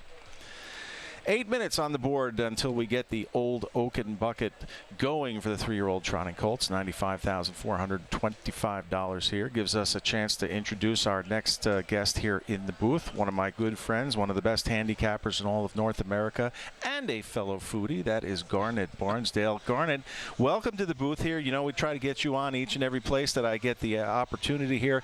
You're here with your son Ace. So tell me, how is both of your jug day going? So far, kind of slow. I haven't bet too much today, but we hit both pick 4s yesterday. Did very well yesterday, and luckily I was smart enough. Those are the only 2 races that I took American money out of my pocket and bet U.S. cash. The other races I was kind of betting Canadian through my account. So. Oh, I was going to say, you have 2 different pockets? I figured if I was going to make a big score, I want to take some Ohio cash back with me to Canada and trade it in for more. Now, correct me if I'm wrong. You didn't make it here last year. Is that correct? Correct. Okay. Now, shame on you for that. I'm sure I Yes, said absolutely. that last year at this time, but I know you were here the year before that. And it's always just a pleasure when you can hop into the car on an airplane with your son and take a little road trip down here. This is a special place, isn't it? Yeah, we love it. I always say I regret not coming earlier because we started coming about 5-6 years ago, and I try not to miss it now. It's just the whole atmosphere, and this is one place where you go, where you look around, and there's pure racing fans / bettors here. They really get into it, man. It's nostalgic. It takes me back to my days of going to Greenwood when I was Nick's age, and standing in the bullpen and watching guys trying to sell doubles after the first race, which I still haven't figured out what that was about. But all right, we know you know how to handicap, but the other guy here in Ohio, they do call him the Wizard. You know who Pacey Midland is. Yes, I do. Let's see who he likes here in the Old Oaken Bucket, sponsored by the Crawford Farms. Race number 8, $95,000 for Miami Valley Gaming. It's the Old Oaken Bucket, 3-year-old colt trot. We got 5 going forward in this one. One of the highlight events on Jug Day, the trotters, the 3-year-old trotters. Number 1, Ostrich. This one with Yannick Gingras in the bike, a winner of $178,000 this year, over $400,000 lifetime. The 3-year-old colt by Cantab Hall, and this one has been facing the best trotters in the country. Number 4, Limit on the Dash, Muscle Mass. This one a winner of over $201,000, was 6th in the New York final, but one of the better horses in the New York State.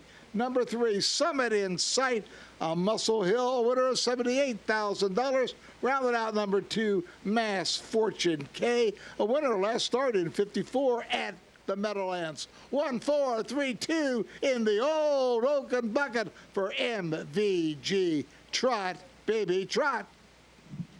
1, 4, 3, 2 for the Wiz here. They're on the track here. Short field of 5. Let's introduce the trotters that will compete for the Old Oaken Bucket.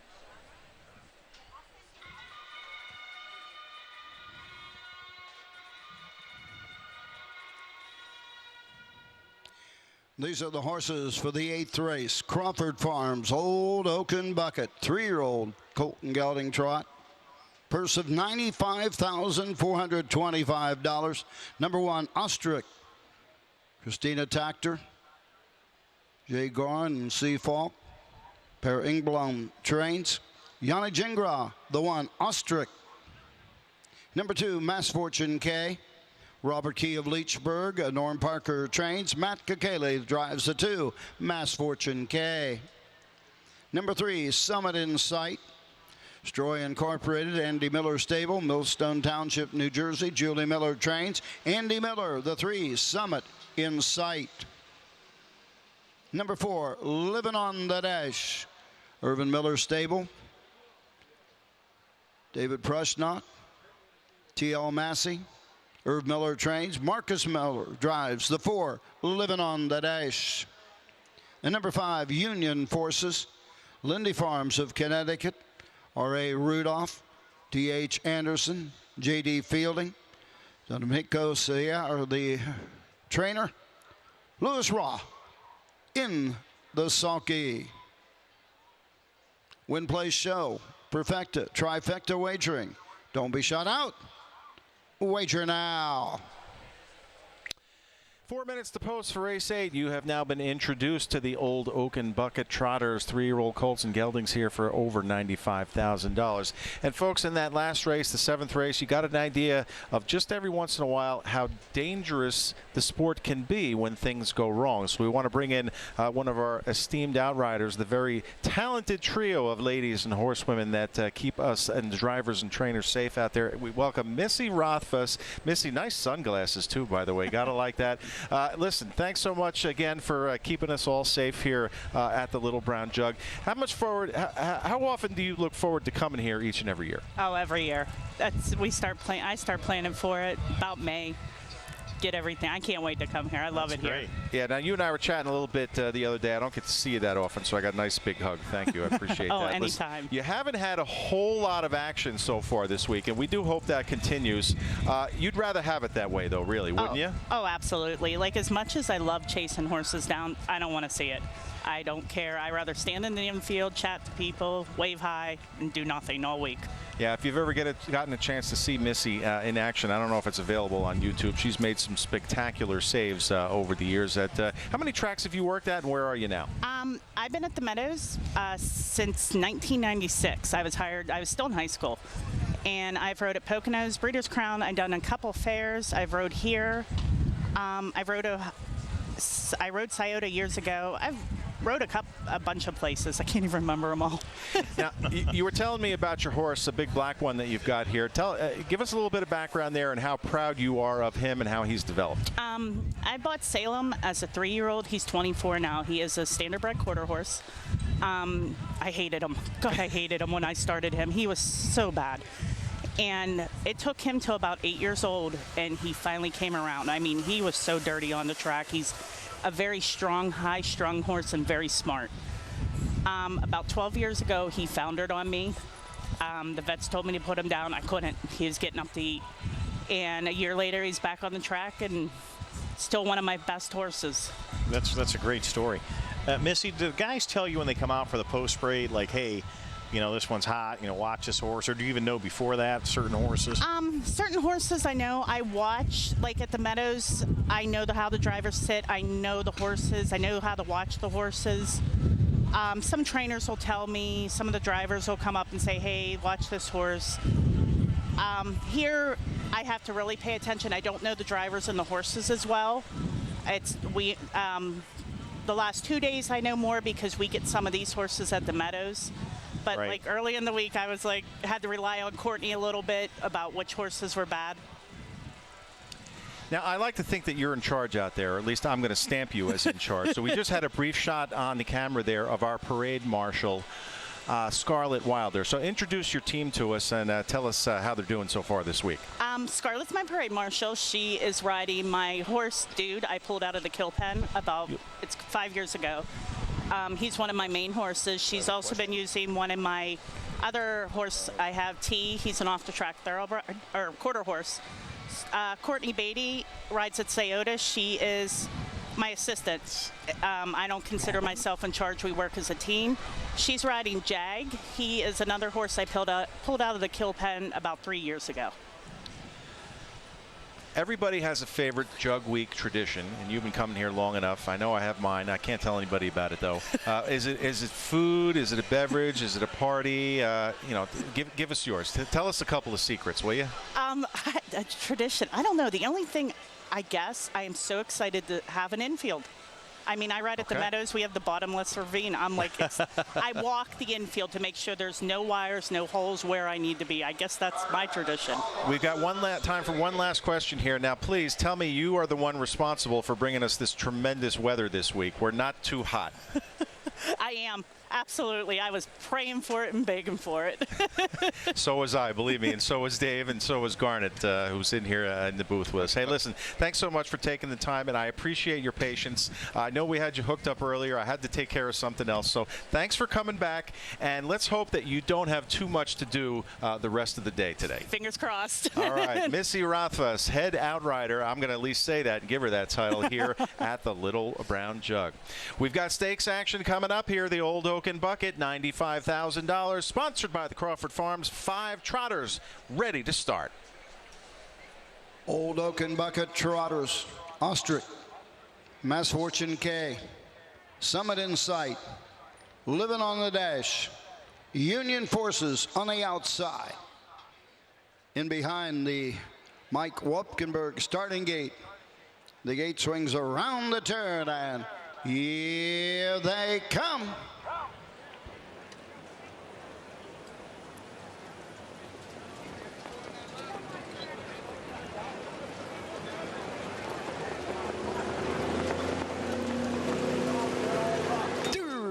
And trotting Ostrich goings right out for the lead. Up on the outside, Union Forces 3 wide into the turn. Mass Fortune K gets away third. Summit in Sight fourth. Trailing the field, Living on the Dash as they race to the backside. Union Forces goes off stride. Ostrich's off stride. Came right back down trotting though. Racing second, Mass Fortune K. Racing third, Summit in Sight. by the opening quarter, 28-4. Here into the turn, Living on the Dash is fourth, and Union Forces trails the field. Straight alignment as they race around the turn, going to the 3/8 mark. Ostrich and Yannick Gingras with the lead by a length and a half. Racing second, Mass Fortune K. Third is Summit in Sight. Racing fourth, Living on the Dash. And further back, Union Forces. The outside flow begins. Halfway home in 58-3. 29-4. Second panel. Ostrich's had it easy so far. Up on the outside, Summit in Sight with a rush. Head to head, nose to nose, stride for stride, down the backside they go. On the outside, Living on the Dash. Inside, Mass Fortune K. Going to the 3/4 mark, they're stepping now. 3 quarters in 1:26. 27-2, backside. Retaking on the inside, Ostrich by 3 parts of a length. Summit in Sight, racing second on the outside. 3 wide, here comes Living on the Dash. Mass Fortune K fourth. 4 of them gonna battle it out in the stretch. Ostrich with the lead. Outside, Summit in Sight. Mass Fortune K with a rush on the inside. Hanging tough, Ostrich. 154, 4/5. Another good finish there. Ostrich going to dig in probably and hold off the pylon skimming Mass Fortune K. But Dave, again, another race where the complexion certainly changed right off the bat. As you know, the inquiry sign was going to be posted here.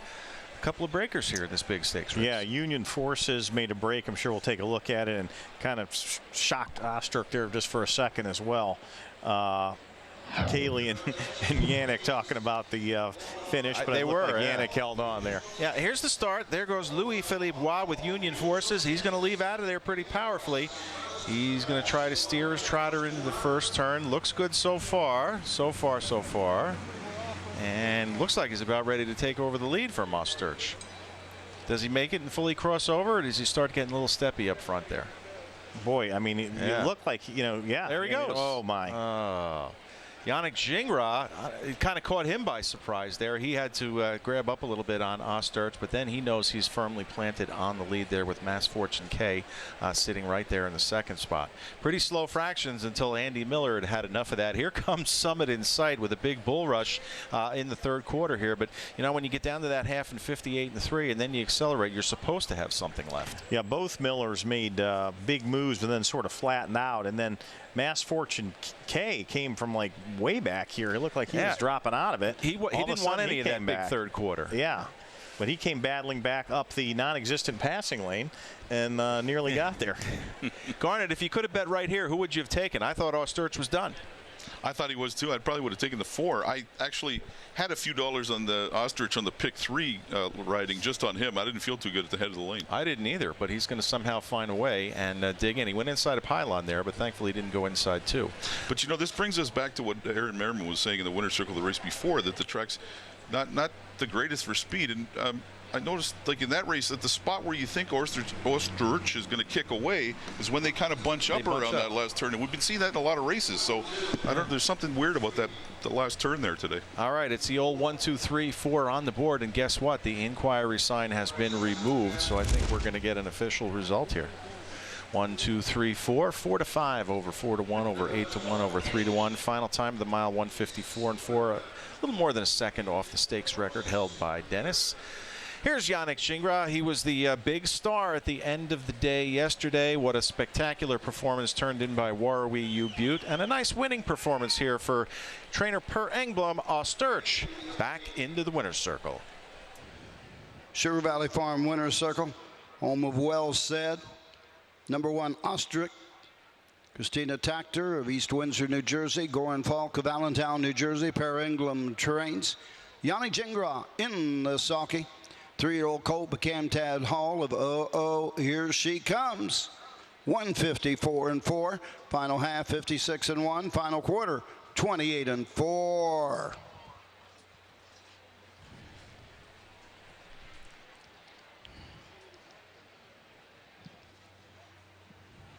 And the caretaker for the old Oak and Bucket winner, Ostrup, Myra Parham.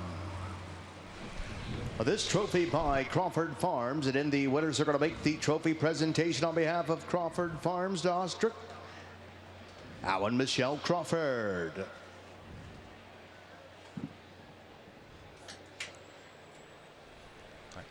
We had the chance to talk to Michelle earlier. There's that unique trophy, the old Oaken Bucket. And guys, just a little backstory on the name behind this horse, Osterch, named after a longtime Tactor employee who unfortunately succumbed to cancer earlier this winter. Wow. You know, we hate to give you those bad backstories, but you know that's the news, and we do have to report that. This has been a real up and down year for this horse. They did have high hopes. He's was bred and co-owned by Christina Tactor along with Goran Falk. So nice win here today. Eventually we'll get to Wendy. We do have prices at the moment. We'll squeeze that in. Osterch 360, 240, 210. Mass Fortune K 360, 260. Summit Insight 260. Your dollar perfecta 570. 50-cent try 965. And the pick 3 431 gets you back $17.70. When Wendy Ross is ready, maybe we can get a little story there from Yannick Gingras as to what was going on and if he was a little bit surprised by the break of Union forces. Saw the Crawfords there in the winner's circle, of course, major sponsors here at the Little Brown Jug. We're going to get the top down first before we head for Wendy, so we send it up to Roger. Results are official. Number 1, Ostrich, the winner. Number 2, Mass Fortune K, 2. The 3, Summit Insight, 3. The 4, Living on the Dash, 4. The 5, Union Forces, 5. Top down, 1, 2, 3, 4, 5 on the bottom. The mile, 154 and 4. In the winner's circle, trainer Per Engblom with Wendy Ross. Well, thank you very much, Roger. Per, you've been here before, but this is your first time coming to Delaware as the main trainer, not under Jimmy Tactor. How's it feel being here as your own self this year? Well, when I'm standing right here, I feel pretty good. This colt has done well and done good things. I know we spoke before the Hamiltonian. You were confident from him. Take us from August to now, how things have been going and how you felt he would be coming into today. He raced very tough in the Hambo elimination from a bad post and just got beat by Green Manalishi at the wire. He was a little tired in the final. We went to the Yonkers trot and he didn't get around the track great. Raced okay in the PA Series 6 final, but I think he's on his way back now. Coming back to the half today as he was up there at Yonkers, were you concerned at all? Not really, because he trained very good and he felt nice and sound. So after the warm-up, I was pretty confident he was going to do good. Avoided the break of the 5 in the mile today. Remained composed and fights off a tough Summit Insight. Plugs were still in. Yannick said he had tons left in the tank today. How are you feeling at the half? I was feeling good at the half. I was standing right before the quarter pole when he actually hit the wheel of the number 5 horse when he made a break. So I was a little nervous he was going to get off stride, but he's got a good mindset to him. He don't want to make a mistake. Well, congratulations on to Lexington, I'm sure. Yeah, for sure. This is your first win. Congratulations here at Delaware, but the first of many, I'm sure. I hope so. Thank you very much. Winning trainer, Per Engblom, everyone. Thank you very much, Wendy. Another excellent interview. Per Engblom enjoying a successful first season out on his own after working for Hall of Fame trainer and Little Brown Jug Wall of Fame award winner this year, Jimmy Tactor. Hey, we need another timeout, folks, but when we return, how has Wiggle It Jiggle It settled back into his old stomping grounds? We're going to show you after this timeout. Our passion and our promise to breed the best and sell the best so you can race the best. Crawford Farms, home to more than 100 impeccably bred broodmares, sharing lush forever fields alongside racehorses and retirees. They call it the sport of kings. We call it the love of champions. From our farm to the winner's circle, share our passion. Crawford Farms.